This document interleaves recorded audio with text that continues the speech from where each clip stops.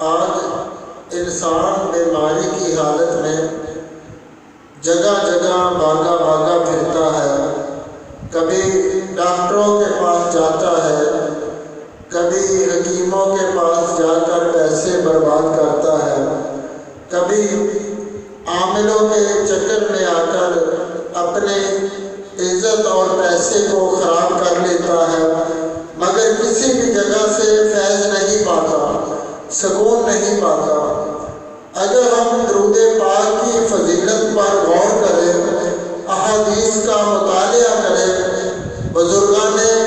دین کے اقوال کی روشنی میں اپنا حل درود و سلام میں تلاش کریں، تو خدا کی قسم دنیا کی پریشانی سے لے کر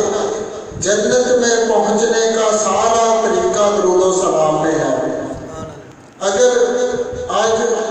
میں آپ کے سامنے دنیاوی پریشانیوں یعنی کہ انسان کے جسم پر جو بیماریاں آتی ہیں، پریشانیاں گھیر لیتی ہیں،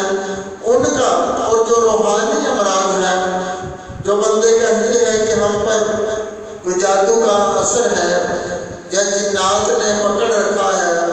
یا گھر میں جنات کا اثر ہے، بہت ہی مختصر اور ہزاروں مرتبہ کا تجربہ شدہ یہ عمل، یہ علاج آپ کے سامنے پیش کرتا ہوں کہ اگر کوئی بندہ کسی ایسی مرض میں گرفتار ہو کہ جو ڈاکٹروں کی سمجھ میں نہ آ رہی ہو، طبیبوں کی سمجھ میں نہ آتی ہو، تو وہ 1000 بار یا جنات کا اثر ہو، جادو کا اثر ہو، کوئی دورے پڑتے ہو، عجیب و غریب مرض لاحق ہو، تو ایسا شخص یا کوئی دوسرا اس کا عزیز 1000 بار یہ درود پاک صلی اللہ علیہ محمد صلی اللہ علیہ وسلم کا وظیفہ کرے، ہر 100 مرتبہ کے بعد اس مریض پر دم کرتے رہے یا پانی کی بوتل پر دم کرے۔ اگر دونوں ہی کرے تو زیادہ بہتر ہے کہ 1000 بار صلی اللہ علیہ محمد صلی اللہ علیہ وسلم کا وظیفہ کرے، درود و سلام پڑھے، ہر 100 بار کے بعد مریض پر بھی پھونک مار دے اور پانی کی بوتل پر بھی دم کرتے رہے۔ مسلسل 12 دن،